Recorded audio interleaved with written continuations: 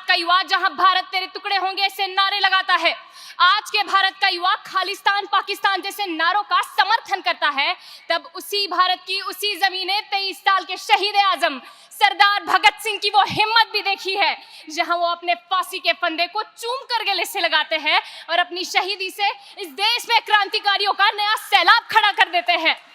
इस देश ने डॉक्टर बाबा साहेब अम्बेडकर की उस जज्बे को भी देखा है, जहां वो संपूर्ण दलित समुदाय को अपने हक की आवाज खुद उठाने की सीख देकर संपूर्ण समाज को आत्मनिर्भर बनाते हैं। इसी भारत की इसी जमीने आयरन लेडी इंदिरा गांधी के उस हौसले को भी देखा है, जिनके व्यक्तित्व की नींव ही क्रांतिकारियों ने रखी थी, जिन्होंने आत्मनिर्भर भारत की पहली सीढ़ी चढ़ने के लिए इस भारत को प्रेरणा दी थी।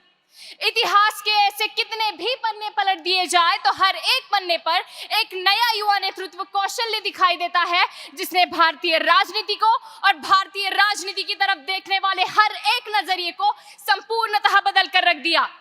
राजनीति की इस परिभाषा से हटकर जब हम मराठा साम्राज्य को भी याद करते हैं, तब महज 10-12 साल की उम्र में राम रानी, तारा रानी, महारानी येसुबाई से राजनीति की शिक्षा लेकर आने वाले समय में मराठा साम्राज्य को औरंगजेब से बचाती है। 26 साल में हारे हुए सभी मराठा साम्राज्य किले महज 6 महीने में फिर से स्वराज्य में शामिल करती है। तब तत्कालीन कवि उन पर लिखते हैं, सम्राज्ञी ना समर कुशला लोकनेत्री प्रतापी, सत्ता धन्ना नमो नीरणी आपुले राज्य स्थापी, नारी नोहे अमर जगती ज्योती ही पौरुषाची, तारा रानी जरणी आमच्या अस्मितेची यशाची।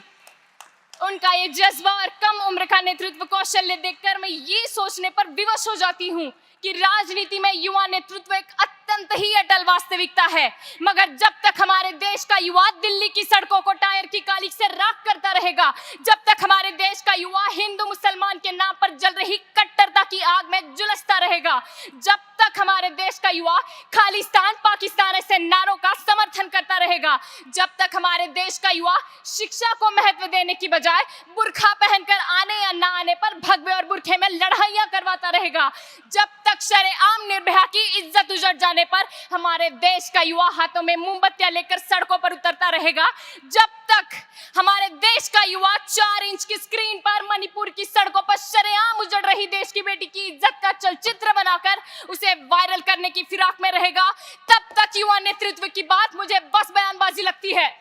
अंत में मैं बस इतना कहना चाहूंगी कि किनारों पर खड़े समंदर पार होते नहीं, नभ को निहारने से चांद तारे हासिल होते नहीं, तोड़ो अपनी सीमाओं को, खुद को और काबिल करो, ताकत दो अपने पंखों को, एक उड़ान और भरो।